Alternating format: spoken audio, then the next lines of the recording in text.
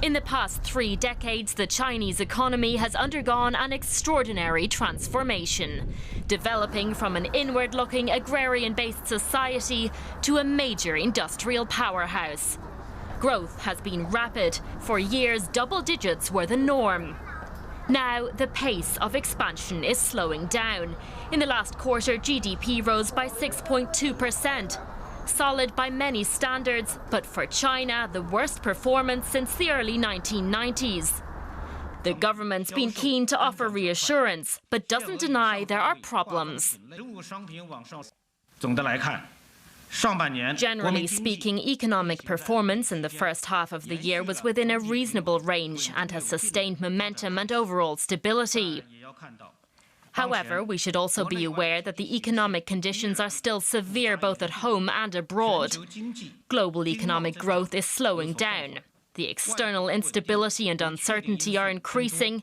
The unbalanced and inadequate development at home is still acute. The economy is under renewed downward pressure. Much of that downward pressure is a result of the country's ongoing trade dispute with the United States, which has seen the introduction of hundreds of billions of dollars in punishing tariffs. But there are homegrown problems too. For years, Chinese companies have taken advantage of largely unregulated lending, leading to warnings of an impending debt crisis. Add to that weakening global demand and you have a cocktail for a further slowdown in the future. A source of concern far beyond Beijing. The sheer size of the country's economy now means what happens to China happens to the world. Well, for more, I'm joined by Catherine Young from Fidelity International in Hong Kong and our financial correspondent Daniel Korb in Frankfurt. And I would like to start with you, Catherine, because China's economy grew 6.2% in the second quarter. That would be great for economies such as Germany or Italy, for sure. But for China, that is a disappointment, isn't it? I wouldn't say it's an actual disappointment, and in fact it was in line with consensus going into the actual trade number itself, or sorry, the economic data itself. What we do have to be mindful of is that we have seen a deceleration in growth for more than a decade, and this trend is likely to continue. So we really are expecting growth between now and 2025 to really be in the vicinity of between 5 to 6%, which really reflects the framework of the economy that we now do see in China. But nevertheless, it is a kind of slowdown. And would you say that it is mainly down to the trade war with the US, or are there other factors at play? There are a number of factors at play. So last year we did see sentiment really weaken, both because of the trade-related issues as well as because the liquidity environment was just way too tight. So the cost of funding was too expensive, companies weren't reinvesting.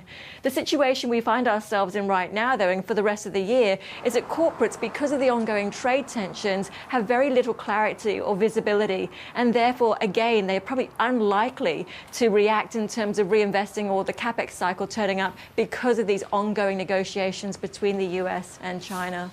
All right, this uncertainty is certainly also something that is sort of hovering over Europe. Daniel, bringing you in. How is this Chinese data going down with investors where you are in Frankfurt?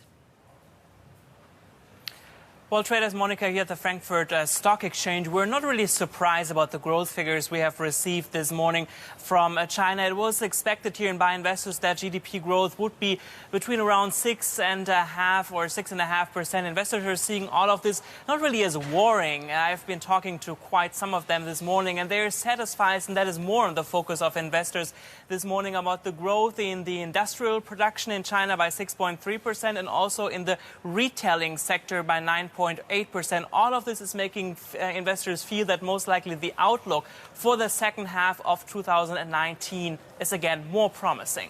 All right.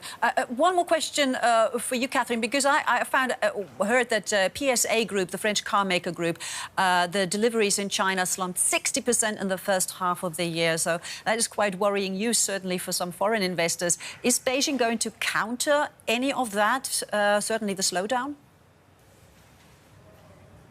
In terms of what the government's been doing, they've been tweaking policy, both monetary-wise and fiscally speaking. But in terms of what the focus should be for investors for the third quarter, fourth quarter, it really is on the fiscal side of things. So further infrastructure investment, not like we saw in 2008, but more targeted infrastructure investment, and then really encouraging businesses to again reinvest, and doing so by relaxing measures such as tax cuts, etc. So really to aid sentiment versus overall just boosting growth. All right, Catherine Young there in Hong Kong and Daniel Cope from the Frankfurt Stock Exchange. Thank you to both of you.